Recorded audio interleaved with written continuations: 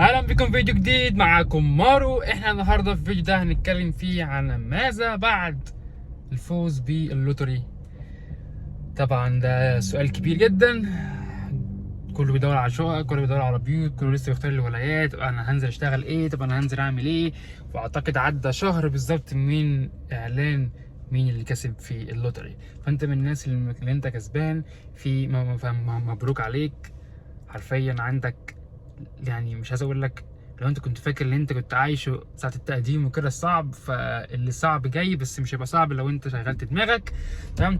وانت لو ما سبتش ما تيأس، يعني كل واحد وليه وقته، وكل واحد يعني ليه رزقه مكتوب له باليوم وبالساعة بالوقت وكل حاجة، فانت ما تحزنش يعني.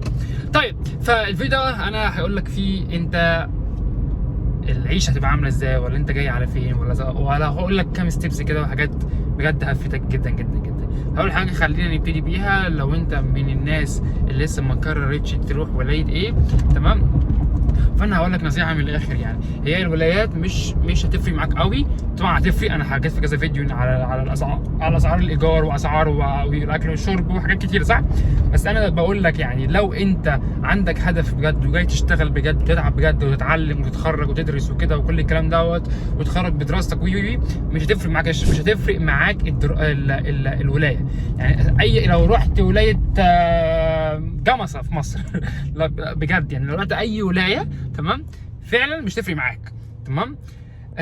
بس لو انت من الناس اللي جاي بقى بتحسب من دلوقتي المعاناه اللي في امريكا ايه، ولو انا عندي مرض كذا اخد فلوس من ايه، ولو انا في الموضوع ده مش هيمشي معاك. ليه؟ هشرحه في اخر الفيديو بالمعاناه والكلام ده كله، بس خلينا نجزأ ايه الحلقه يعني. طيب، اول حاجه، لو انت فعلا جاي تعمل كذا ما قلت لك وعندك هدف معين في حياتك، مش هتفرق معاك الولايه، تمام؟ ايا كان عددك كام. في ناس هنا في كاليفورنيا في اغلى الولايات بعد نيويورك، تمام، لوحدهم، ومصريين وصحابي وعايشين لوحدهم وبيشتغلوا وعايشين حياتهم والدنيا تمام، تمام؟ فزي ما قلت لك، على حسب العقليه بتاعتك، تمام، وعلى حسب انت جاي تعمل ايه بالظبط. طيب، نخش على موضوع تاني. انت بقى ماشي جاي ومعاك اسره، او انت يعني يعني رب الاسره، ومعاكش حد يشتغل في سن وكده، انا انصحك في الحاله دي، الكيس دي الوحيده، لو انت اب ومعاك اولاد لسه ما بيشتغلوش، انصحك ان انت تروح تكساس. تاني، انصحك مليون في المية ان انت تروح تكساس. ما تجيش كاليفورنيا نهائي، حرفيا مش هتفيدك خالص خالص خالص خالص. الموضوع يبقى صعب عليك، هتعيش ما قدامكش شقه، بس الموضوع هيبقى صعب جامد يعني، تمام؟ بس لو انت معاك شباب بيشتغلوا وكده، على طول كاليفورنيا يا معلم، تمام؟ ودايما لو انت راجل اب بتتفرج عليا، خلي ولادك يدرسوا ويشتغلوا مع بعض. تاني، خلي ولادك يدرسوا ويشتغلوا مع بعض. لو انت شاب في سني بتتفرج عليا، تمام، ادرس. تاني، ادرس ادرس ادرس، تمام؟ اوعى تفتكر ان المرتبات اللي هتيجي تاخدها في امريكا ديت هي دي المرتبات الجامده، انت ما تعرفش حاجه وكده، تمام؟ اوعى تفتكر ان انت لما تعمل لك $2000 في الشهر وهتلاقيهم بيجيبوا لك اللبس اللي انت عايزه والموبايل اللي انت عايزه، يبقى دي فلوس، نعمه وفضل وكل حاجه، تمام؟ بس في ناس تانية بتتخرج بشهادتها بتعمل لها بال10,000 وبال20 وبال40,000 كمان في الشهر، تمام؟ ده مش كلامي انا، ممكن عادي كلنا عندنا نت، يعني ممكن تفتح جوجل وتشوف انا بكلمك الكلام بقوله ده صح ولا غلط، تمام؟ فانت ما تفتكرش ان $2000 ان انت تشتغل بيهم في جاز ستيشن ولا سموك شوب ولا سوبر ماركت ولا الكلام دوت. ده الامل وده الحياه في امريكا، ان انت كده خلاص يعني جبت الايفون بتاعك اول ما جيت وكده الحياه تمام. لا، تمام؟ خصوصا ان انت هنا طول ما بتشتغل في كاشير وحاجات والكلام ده، انت شغال من غير شهاده، يعني انت لو عملت اي حاجه هيتركوك بره ويعملوا لك فاير ويجيبوا حد غيرك يشتغل نفس الشغلانه عادي جدا، تمام؟ فالشغلانات دي ما لهاش ضمان، يعني ما لهاش امل يعني، تمام؟ دي حاجه. الحاجه الثانيه، لو انت من الناس اللي جايه تعتمد على المساعدات بقى، وانا عندي مرض كذا باخد كذا واعمل كذا واشتغل كذا واعمل كذا، دي لعب كتير جدا فيها. بس انا اقول لك لو انت جاي تعتمد على كده، ما تعتمدش على كده كتير، عشان دلوقتي خلاص زمن الكورونا انتهى والمساعدات بدات تقل والحروب وانت عارف الدنيا عامله ازاي. ولو ليك قرايب برضه اسال، هتلاقي ان انت لو بتشتغل وبتاخد مساعدات في الدوله هيبقى عندك ليميت دلوقتي. ليميت يعني ايه؟ لو انت مثلا عديت الليميت دوت، ايا كان الرقم ايه، على حسب الولايه، على حسب المدينه، على حسب حاجات كتير جدا، بس على حسب المدينه يعني، سوري، على حسب الولايه، تمام؟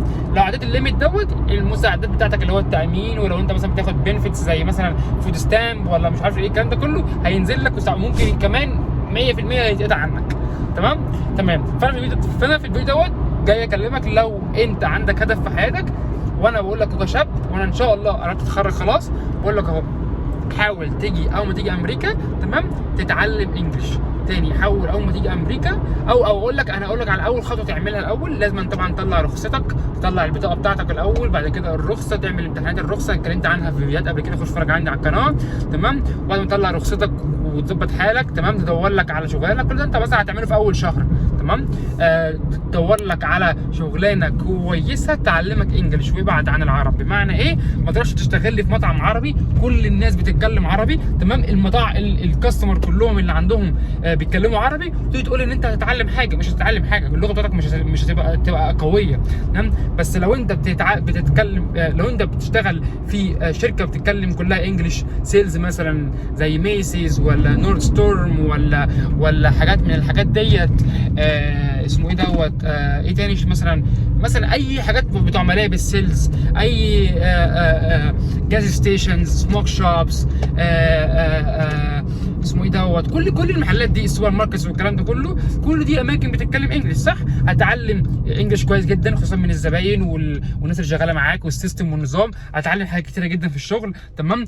والرولز، ودي اهم حاجه. وكمان انت بعد ما ده يحصل وبتتعلم انجلش في الجامعه، تمام، وهي لمده سنه واحده، وبعد ما تتعلم سنه واحده انجلش، تمام، كمان تبتدي تخش بقى جامعه بجد، اللي هو تتعلم مواد بالانجلش وتدرس يعني، او تخش كليه انت عايزها وكده. هتلاقي الانجلش بتاعك في خلال سنتين 3 كويس. انت دايما حط في دماغك ان انت اول 5 سنين في امريكا انت بتبني نفسك.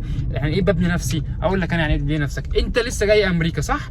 حياتك انت مش هقول لك صفر، انت حياتك تحت الصفر. دي مش احباط، لا ده بجد، واسمعني للاخر. تمام. انت حياتك تحت الصفر، انت لسه بتبتدي من تحت الصفر. بمعنى ايه يا عمر تحت الصفر؟ اقول لك بمعنى ايه. بمعنى ان انت عادة يعني، تمام، لو انت عايش في بلدك بيبقى عندك بيتك وعفشك واكلك وشربك وعربيتك ومثلا، ولا عارف مواصلاتك وعارف الدنيا بتروح فين، وعندك شغل وعندك كل حاجه، صح؟ هنا بقى انت ما عندكش دي، يعني الاساسيات ما عندكش اصلا. فانت لما بتيجي هنا، تمام، مش بتبدا من الصفر، انت بتبدا تحت الصفر. بتبدا تحت الصفر ازاي؟ يعني لسه بتدور على بيت، لسه بتدور على عفش، لسه بتعرف فين الاماكن اللي حواليك والشوارع والمدينه اسمها ايه، وهنا ساكنين فين، وهنا بنجيب اكل منين، وهنا بنحط بنزين منين، وهنا وهنا وهنا. لسه بتدور على شغل، تمام، لسه بتتعلم اللغه بتاعت البلد، تمام، انت ما بتتكلمش اللغه بتاعت البلد. فانت كل ده تبقى اسمك تحت الصفر لسه، تمام. بس ده مش حاجه وحشه، اسمعني للاخر، تمام. فانت ما تجيش اللي هو ايه، انا جاي ابقى غني مره واحده، تمام، مفيش حد بيعمل كده. فزي ما قلت لك، انت اول من 4 ل5 سنين انت لسه بتبني حياتك للصفر.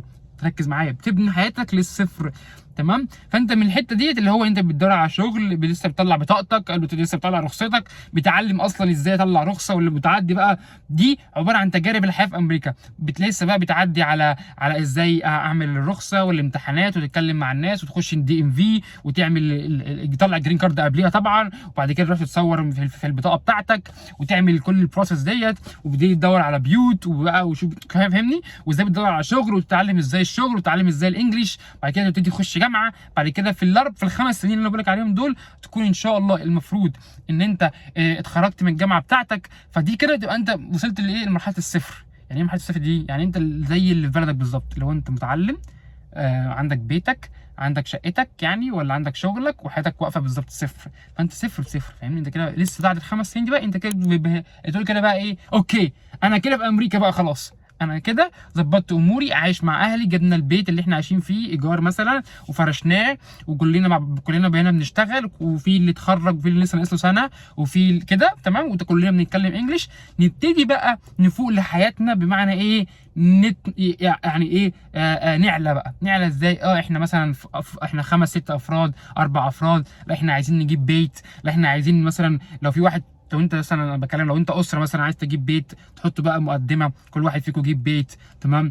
مش كل واحد فيك، يعني كل واحد فيكم يدفع مقدمه للبيت، وتبقوا جبتوا بيت كبير، هاوس، وتعيشوا فيه كلكم، تمام. ده مثلا هدف، تمام. في ناس تانية لا انا بقى ايه، هتجوز وبعيش مع مراتي، ولا فاهمني. فبتيجي بقى ايه، تشوف حياتك بقى. انا اجيب عربيه، انا ابتدي اسافر، ابتدي اعمل ماستر، ابتدي افتح بيزنس مثلا. انا حوشت في 5 سنين دول كده. بس انت دايما اول 5 سنين في امريكا دول حاول ما تقولش لهوي عدى 5 سنين في امريكا في حياتي ما عملتش حاجه. ما عملتش حاجه ايه يا معلم؟ انت جاي من تحت الصفر، انت ما بتتكلمش انجلش، ما بتعملش ولا عارف اي حاجه في الدنيا. فده طبيعي، مش انت لوحدك يعني، ده كلنا كده تمام. فانت اول 5 سنين في امريكا تمام، انت لسه بتعمل بروسيس لحياتك ماشي، ان انت تحاول تتاقلم اصلا مع الحياه هنا والمجتمع هنا والعيشه هنا والمجال هنا عامل ازاي تمام. فانت بعد ال5 سنين دي بقى بتبتدي بقى ايه، انا بقى ايه هتفتح بيزنس. انا في ال5 سنين دول اتعلمت، حوشت، خلصت عربيتي لو انا جبت عربيه بالقسط تمام، خلصت جامعتي لو انا اتخرجت اشوف بقى شغلانه بجامعتي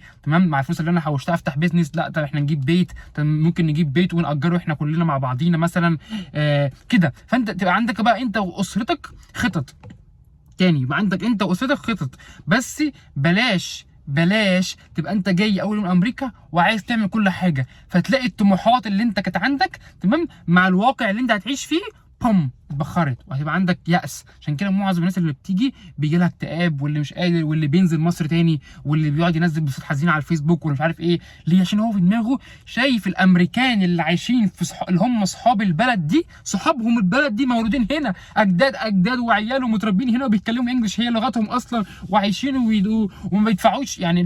كل الناس الامريكان اللي عايشين هنا دول تمام ما بيدفعوش ايجار زينا، لا ده هم بيوت هنا، بيوتهم واملاكهم تمام، فعايشين حياه طبيعيه جامده جدا يعني تمام. فانت بتبقى بتتفرج على الفيديوز ديت، فانت بيبقى عندك هدف اللي هو انا زي ده في اول سنه، اللي هو مش بقول لك ان انت مش هتعمله، نو هتعمله 100% تمام، بس ليه وقته. بلاش ايه تكسر طموحاتك في الاول سنه، عشان انت بتيجي تبقى عندك الطموحات دي كلها بام تصدم بالواقع، تلاقي بقى ايه ده، هو في ايه ده، انا بركب اتوبيسات في اول سنه سنتين، بركب اتوبيسات، انا مش عارف اطلع الرخصه، انا سقطت امتحان. ما انت برضو انا كمصري بشوف على الجروبات العرب اللي عايشين هنا، انا سقطت في الامتحان 5 مرات بتاع الرخصه، انا مش انا لسه بركب مواصلات، انا تعبت من العيشه، اوبر غالي، فاهمني؟ لسه بتتصدم بالحياه. ما انت الحياه هنا مش سهله، مش حد هيقول لك خد الفلوس دي، خد ال $500 دي ولا تمام. عشان كده بقول لك لو انت جاي امريكا وعندك هدف، انا بقول لك اهو كشاب زيك هتكسر الدنيا، هتعمل كل حاجه